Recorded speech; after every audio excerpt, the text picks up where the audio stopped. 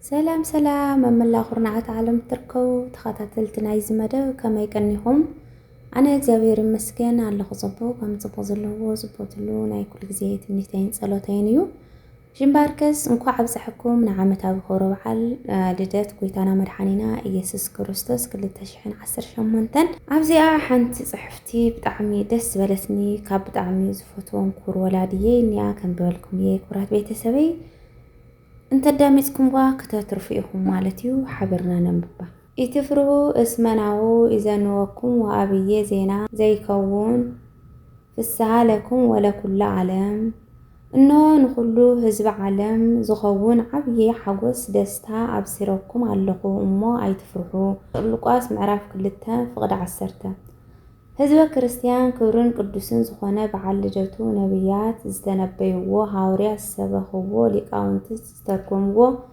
حمش ميتين زمن عامته فدا عامته كناني مستفتصمه مدهاني كريستوس تولده انه دما بلومي معلتي تحساس اسران تشعتن كتشحن 18 عامته مرات كاب زولد ኮይኑዎ ኣሎ ደቂ ሰባት ብመንፈሶም ጸሚዮም ሰላምን ፍቅርን ዕርቅን ሲኢኖም ምስ እግዚአብሔር ዝነበሮም ርክብ ርሒቁ ስለ ዝነበረ ወልደ አብ ወልድ ማርያም ካብ ሰማያት ወሪዱ ካብ ቅድስት ድንግል ማርያም ተወሊዱ እንሆ ብሎሚ ዕለት መድኃኔ ክርስቶስ ተወሊዱ ጠፊኡ ዝነበረ ዓለም አድሓነ እንኳዕ ደስ በለና ደስ በለኩም ህዝበ እግዚአብሔር ህዝበ ክርስቲያን ቤተልሔም ማለት ናይ እንጀራ ቤት ማለት እዩ ካብ ሰማይ ዝወረደ ህብስተ ህይወት ዝኾነ ጎይታ መድኃኒና ዓለም ዝተረኸበላ ቦታ ምዃና ብዙሓት ነቢያት ተነቢዮም እዮም ብሓቂ ድማ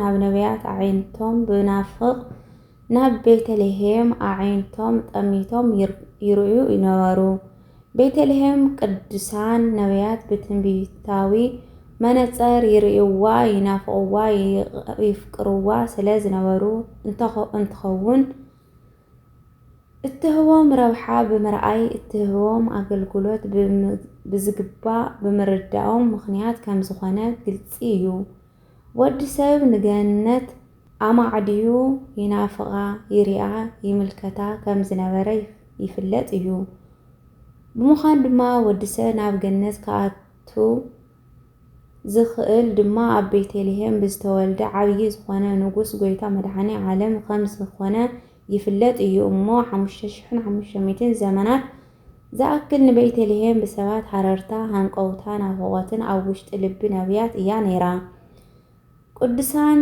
ነቢያት ብእግዚአብሔር መንፈስ ቅዱስ ገላጽነት እናተመርሑ ዝኸውን ነገር እናተነበዩ ንወዲ ሰብ ኩሉ ብትምህርቶም ተስፋ ነይሮም እዮም ነቢያት بملء عالم زسانو سلام بقويتا بإيسوس كروستوس فصوم سلام مع بيتلهم بزتولده هسان كم زركب سلام ناي مصنعي تنبيت مصحفتي يناغرو يوم نسم دما وناهو دنجل تصنس وتولد ولده وتتسميو اسماء آمانيل إنه دنجل كتصنس هي ودي وين كتولد هي سمو دما آمانيل إلا كتسيمو هي إلو بمنفس قدوس تماريحو تنبيت تناغيرو يو قم دما وانتيني بيتلهم مدري إفراتا اتحاتي منجستي يهودا اسم منيتشي متس نغسا زي رأيهم ولهزبي إسرائيل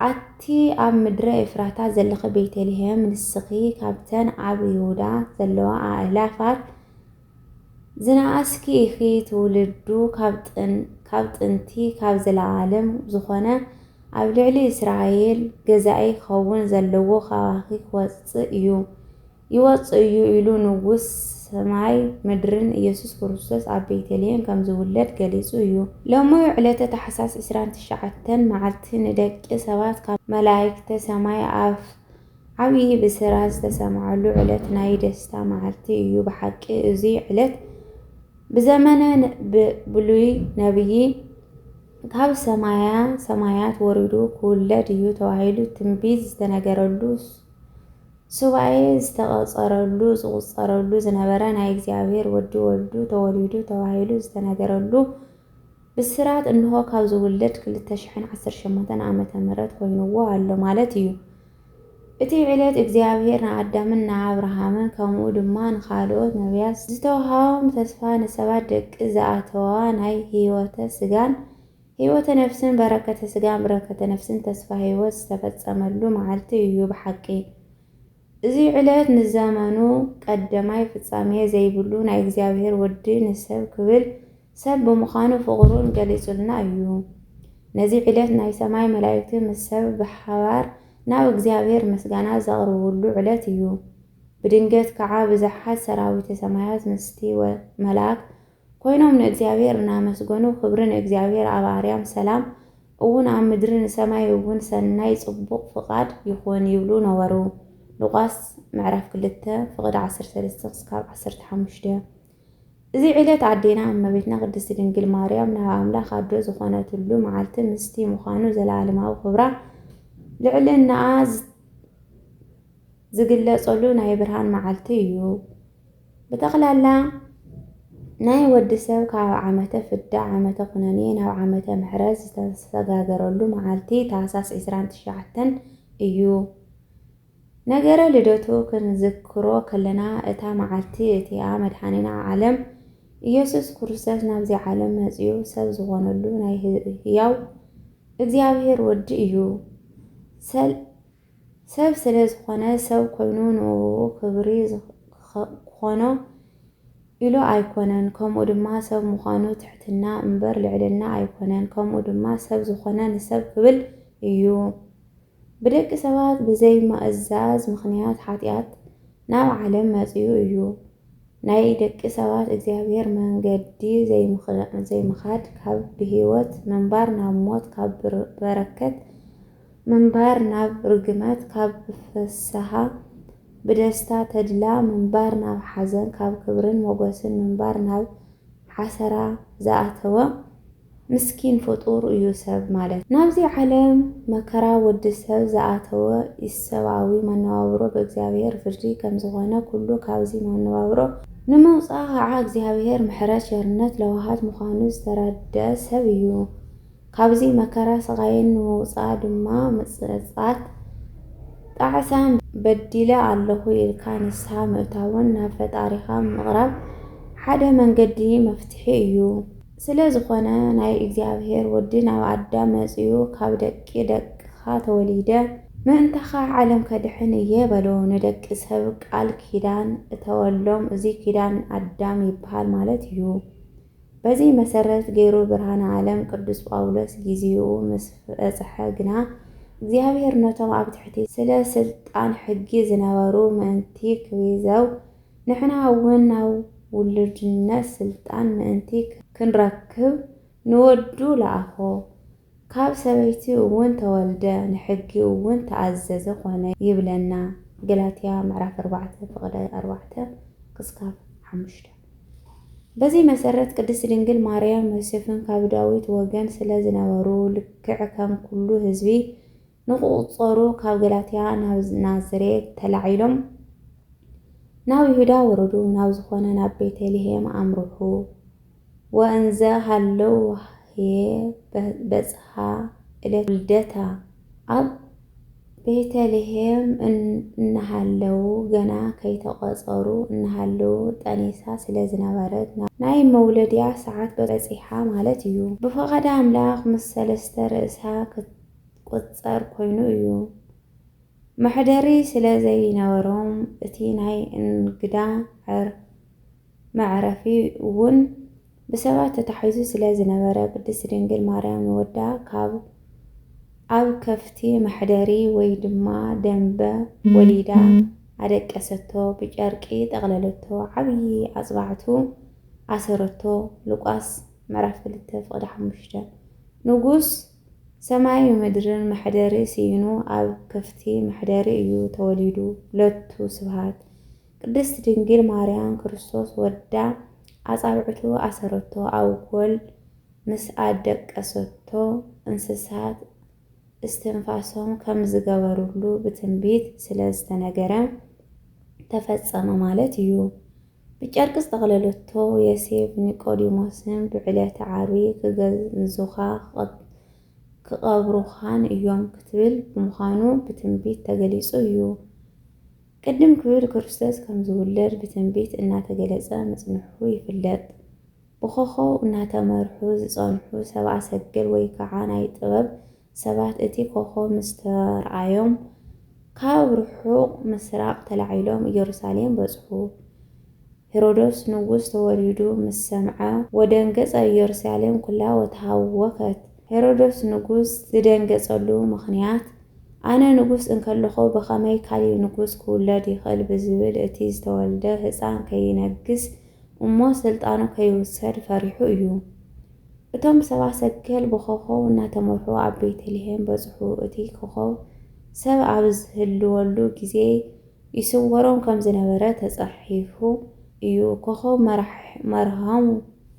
ኮኸብ መርሃሙ ቤተልሔም ኣብጽሖሙ ወቀሙ መላእልቲሆሙ ካብ ኮኸብ መርሃሙ ኣብ ቤተልሔም ኣብጽሖም ኣብ ልዕሊኦም ድማ ቆመ ኢሉ ብኮኸብ ይምርሑ ከም ዝነበሩ ተናጊሩ እዩ ቅዱስ ያሬድ። ወተሃወከ ሄሮዶስ ወኩላ ኢየሩሳሌም ምስሌሁ ይብል ኣብ ልዕሊ ከም ዝገለጽ እቶም ነገስታት ወርቂ ዕጣን ኮርቤ ኣድግን ለምን ወይ ከዓ ላሕምን ድማ ቁሪ ስለ ዝነበረ እስትንፋሶም ገቢሮሙሉ እዮም ብሓቂ። እዚ ዘራየና ምስጢር እቲ ውልደቱ ዘሎ ህፃን ናይ ሰብን እንስሳን ኩሉ ፍጥሪ መጋቢ ምዃኑ እዩ። ክርስቶስ ዝተወልደሉ ወርሒ ታሕሳስ እዩ። ወርሓ ቁሪ ምዃኑ ዝፍለጥ ወርሓ እዩ። ታሕሳስ ኣብ ሃገረ እስራኤል ናይ ቁሪ ወቕቲ ከም ዝኾነ ይሕበር እዩ። ናይ ሰብ ኩሉ ድልየት ዝነበረ ኣብ ቤተልሔም ተረኸበ ተወልደ። ብመላእክ ዝተኸበበት ቤተልሔም መላእክ እግዚአብሔር ኣብ ጥቓ እቶም ጓሰት ደው በለ። ክብሪ እግዚአብሔር ኣብ ዙርያኦም ኣብረኸ፣ ብዙሕ ፍርሃት ከዓ ፈርሑ። እቲ መልአክ ድማ እንሆ ሎሚ መድኃኒ ኣብ ዓዲ ዳዊት ተወሊድልኩም ስለ ዘሎ ንሱ ከዓ ክርስቶስ ጎይታና እዩ። እቲ መልአክ ድማ ንኹሉ ህዝቢ ዝኸውን ዓብይ ሓጎስ ደስታ የብስረኩም ኣለኹ እሞ ኣይትፍርሁ በሎም። ብሰማይ ብምድሪ ክብሪ ውዳሴ ኣምልኾ ምስጋና ሰላም ፍቕሪ ዕርቂ መዝሙር ዝማሬ ውህቶስ ፍስሓ ደስታ ብስራት ኣብ መላእ ዓለም ኮነ ማለት እዩ።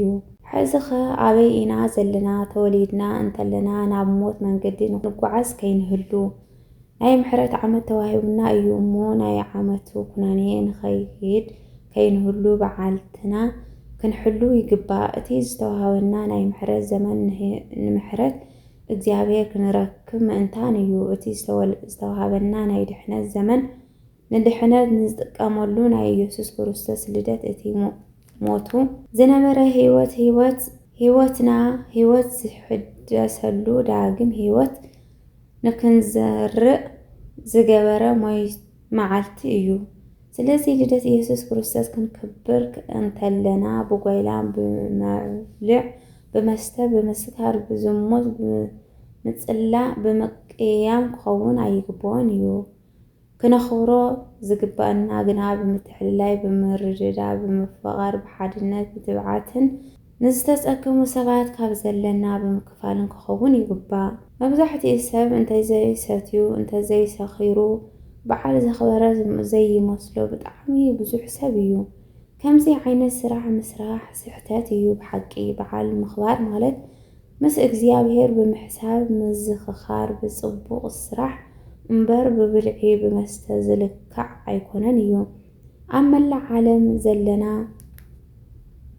ንሕና ብውስኪ ብቢራ ብኻልኦት ናይ መስተ ዓይነታት እናተራጨና እናሰኸርና ክንውዕል ከለና እቶም ካልኦት ሰባት ድማ ንጹህ ማይ ሲኖም ዝብላዕ እንጀራ ሲኖም ዝውዕሉ ሰባት ደቂ እግዚአብሔር ከይሕዝኑና ከይዕዘቡና ገንዘብና ብስኽራን ካብ ንብትኖ ንኻልኦት ብምክፋል እግዚአብሔር ዝፈትዎ ሰናይ ተግባር ክንገብር ይግባእ። أحواتين أحاتين كبيت سوكم تفليكم أب سدت كونكم بعل لدت اتخوروا أحواتين أحاتين نبيت سوكم بسلام بفقرن تماريسكم بحوار كتوعلو እግዚአብሔር ጊዜ እውን ኣለዎ እዩሞ ብሕታውነት ከይስማዓኩም ኣጆኹም በብዘለኹም ወሰናይ በዓል ልደት ክኾነልከን ይምነ ካብ 5500 ዘመነ ምስ ተፈጸመ እግዚአብሔር እንደቅ ሰባት ዝኣተወ ቃል ኪዳን ቃል በረከት ስለዝበጽሐ ተፈጸመ መድኃኒን ዓለም ኢየሱስ ክርስቶስ ካብ ኣዴና ቅድስት ድንግል ማርያም ፍርቅ ለይቲ ልክዕ ምስ ኮነ ኣብ ቤተልሔም ናብ ከፍቲ ማሕደሪ ደንበ ተወልደ ደስ ይበለና ደስ ይበልኩም ህዝበ እግዚአብሔር ህዝበ ክርስቲያን በረከት ስጋን በረከተ ነፍስን ህይወት ስጋን ህይወት ነፍስን ጸጋን ክብርን ምስ ሞገስን ክዕልድለና መብቃዕና እግዚአብሔር ስሙ ካብ ጽንፈ እስከ ጽንፍ ዝተኸበረን ዝተመስገነን ዝተቀደሰን ይኹን በዓሉ ናይ ሰናይ ናይ ሰላምን ፍቅርን ናይ ረህዋን ናይ ሓጎስን ናይ ፍስሓ ናይ ደስታ በዓል ይግበረና ህዝብና ካብ ጥሜትን ካብ ሕማምን ምጉስቃልን ኣድሕነልና አሜን። እሽምባርከስ ክብራት ቤተሰበይ እታ ጽሕፍቲ ከምታ ትሰምዕዋ ዝነበርኩም እያ ማለት እዩ። ብጣዕሚ ጥዕምቲ ጽሕፍያ ብዛዕባ ናይ ቤተና መድሓኒና ኢየሱስ ክርስቶስ እያ ተምህረና ጸኒሓ ማለት እዩ። ምሳይ እንዳደመጽኩም ከም ትጸንሑ ተስፋ ይገብር። በዚህ አጋጣሚ ቅሬታ ንእሽተን ሰዓል ሒዝኒ ስለዘሎ እዩ ድምፀይ ንእሽተን እንትን ኢሉና ካሊእ ግዜ ብካሊእ ፕሮግራም እስካብ ንራኸብ እስካብ ሽዑ ሰሰናዩ ንኩሉ ወዲ ሰብ ይኹን።